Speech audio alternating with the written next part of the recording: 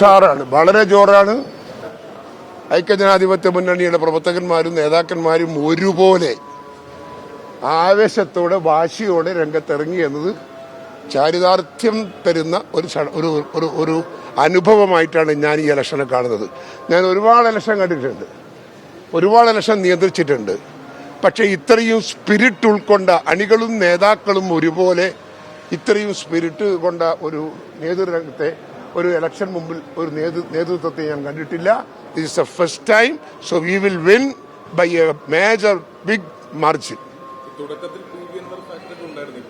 അതൊക്കെ മാഞ്ഞു പോയില്ലേ, തേഞ്ഞു മാഞ്ഞു പോയില്ലേ?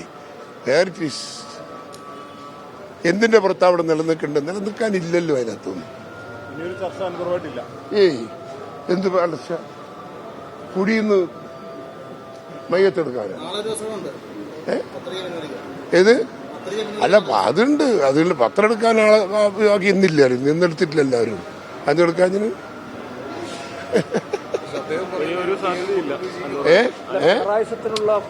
ആർക്കും ഒരു തെരഞ്ഞെടുപ്പിന് നിന്നാൽ എന്തും അവകാശപ്പെടാനുള്ള സ്വാതന്ത്ര്യമുണ്ട്.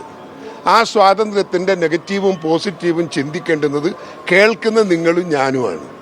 നിങ്ങൾക്കെന്ത് തോന്നുന്നുവെന്ന് നിങ്ങൾ ആദ്യം പറ. എനിക്ക് തോന്നുന്നത് ഞാനും പറയാം.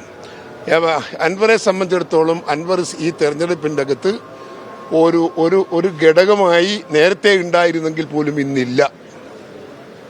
അത് അദ്ദേഹത്തിൽ നിന്ന് തന്നെ വന്ന തെറ്റായ പ്രവർത്തനവും തെറ്റായ രാഷ്ട്രീയ ചിന്തയും തെറ്റായ തീരുമാനവുമാണ് എന്ന് ഞാൻ വിശ്വസിക്കുന്നു. ഞാൻ അദ്ദേഹത്തെ സ്നേഹിക്കുന്ന ഒരാളാണ്. അദ്ദേഹം രാഷ്ട്രീയത്തിൽ ഭാവി വേണമെന്ന് ആഗ്രഹിക്കുന്ന ഒരാളാണ്. അദ്ദേഹം രാഷ്ട്രീയ രംഗത്ത് അദ്ദേഹം ഉയർന്നു വരണമെന്ന് ആഗ്രഹിക്കുന്ന ഒരാളാണ്.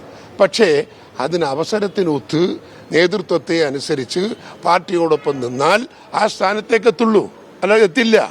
അദ്ദേഹം അവിടെ യുദ്ധം പ്രഖ്യാപിച്ചാൽ അതൊരു കാരണവശാലും പിന്നെ മുതക്കെത്തൂല. ഇനി അവസരമില്ല. അത് ഇറ്റ് ഈസ് ഓവർ. ഭരണപക്ഷത്തിന്റെയും പ്രതിപക്ഷത്തിന്റെയും ഒരു വിലയിരുത്തലാകും. തീർച്ചയായും 100%. ഇവിടുത്തെ ഇടതുപക്ഷ സർക്കാരിന്റെ ഭരണത്തിനോടുള്ള ജനങ്ങളുടെ അഭിപ്രായം, അവരുടെ വികാരം എന്ത് എന്ന് തെളിയാൻ പോകുന്ന തെരഞ്ഞെടുപ്പായിരിക്കും ഈ തെരഞ്ഞെടുപ്പ്. ഒരു തർക്കവും വേണ്ട. അതുപോലെ തന്നെ പ്രതിപക്ഷത്തെയും വിലയിരുത്തുന്ന ഒരു തെരഞ്ഞെടുപ്പായിരിക്കും. നിശ്ചയമായും പ്രതിപക്ഷത്തിന്റെ കാര്യത്തിലും അവര് പ്രതിപക്ഷത്തിന് അല്ലെങ്കിലും ഇവിടെ അത്രയല്ലേ ഉള്ളൂ. അവർക്ക് തന്നെ അറിയാം അവർക്ക് സ്വാധീനമില്ല, അവർക്ക് ജയിക്കാൻ സാധിക്കില്ല എന്ന് അവർക്കറിയാം. അപ്പോൾ അവരോട് നമ്മൾ തർക്കിക്കാൻ പോകേണ്ട കാര്യമൊന്നുമില്ല. ഇല്ലാത്തൊരു ശത്രുപണി ഉണ്ട് എന്ന് നമ്മൾ തന്നെ പറഞ്ഞുണ്ടാക്കി നമ്മൾ മുമ്പിൽ നിർത്തേണ്ട കാര്യമില്ല. UDF ഉന്നയിക്കുന്ന മലപ്പുറം വിവാദം, അതേപോലെ തന്നെ ക്ഷേമ പെൻഷൻ, ഇതൊക്കെ മുനയില്ലാത്ത ആയുധങ്ങളാണെന്നാണ് LDF പറയുന്നത്. അവർക്ക് പറയാലോ, കുത്താൻ വന്നോൻ കുത്തീനെന്ന് ഞാൻ പറയൂ. അത് ഞാൻ കുത്തിയിട്ടില്ല, ഞാൻ വാളിനോട് നോക്കിയിട്ടല്ലേ പറയുള്ളൂ. അതൊക്കെ ചർച്ച ചെയ്ത് അവസാനിപ്പിച്ചതാണ്. അതൊക്കെ അവര് ചർച്ച ചെയ്തു അവസാനിപ്പിച്ചിട്ടില്ല. അതൊക്കെ അതുപോലെ നിൽക്കുന്നുണ്ട്.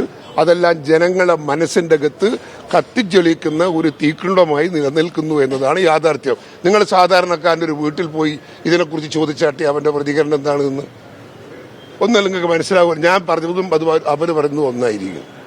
അതുകൊണ്ട് ഒരു കാരണവശാലും അവരുടെ മനസ്സിൽ നിന്ന് ഈ വികാരങ്ങളൊന്നും പോയിട്ടില്ല. എല്ലാവരുടെ മനസ്സിനകത്തും ഇടതുപക്ഷത്തിനെതിരെയുള്ള വികാരമുണ്ട്. എന്തിന്റെ അടിസ്ഥാനത്തിലാണ് ഈ ഇടതുപക്ഷത്തെ സഹായിക്കേണ്ടത്? ഇത്രയേറെ മക്കളെ സ്നേഹിക്കുന്ന ഒരു അച്ഛൻ ഈ ഇന്ത്യ രാജ്യത്ത്, ലോകത്ത്, ഭൂമണ്ഡലത്തിൽ എവിടെയെങ്കിലും ഉണ്ടായിട്ടുണ്ടോ? പിണറായി വിജയനെ പോലെ